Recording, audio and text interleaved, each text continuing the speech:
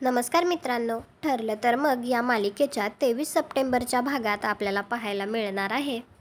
आता प्रियाने एवढे सगळे नाटकं केल्यामुळे प्रतिमाने तर तिला घरात घेतलेलं असतं, परंतु घरी आल्यानंतर रविराज प्रतिमावरच ओरडत असतो आणि तिला म्हणत असतो, प्रतिमा तू हिला घराबाहेर जायला सांगणार आहेस की नाहीस?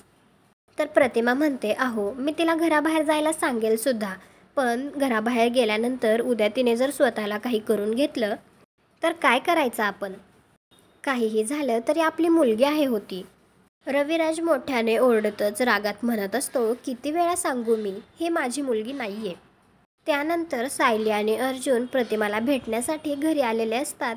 त्यावेळी प्रतिमाचा चेहरा पाहून सायली विचारते, काय झालं प्रतिमा आत्या, तुमचा चेहरा असा पडलेला का दिसतोय?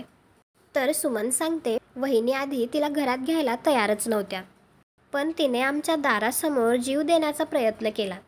नाईलाजाने वहिनींना तिला आणि अश्विनला घरात घ्यावं लागलं. हे पाहून तर सायली आणि अर्जुनला धक्काच बसतो.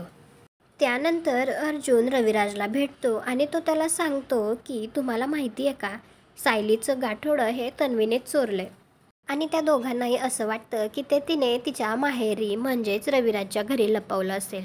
त्यामुळे ते दोघे मिळून ते गाठोडं शोधण्याचा प्रयत्न करत असतात, परंतु त्या दोघांना ते कुठेच दिसत नाही.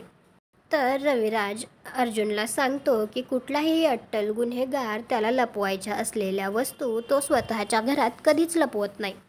तुम्हाला काय वाटतं, मग आता प्रियाने ते गाठोडं आश्रमामध्ये लपवलं असेल का आणि अर्जुनच्या डोक्यात येईल का? आता रविराजसुद्धा अर्जुनला या गोष्टीसाठी मदत करेल. तुम्हाला हा भाग कसा वाटला ते कॉमेंट करून नक्की सांगा. व्हिडिओला लाईक करा, आपल्या मराठी मालिका चॅनलला सबस्क्राईब करा. भेटू उद्याच्या भागात.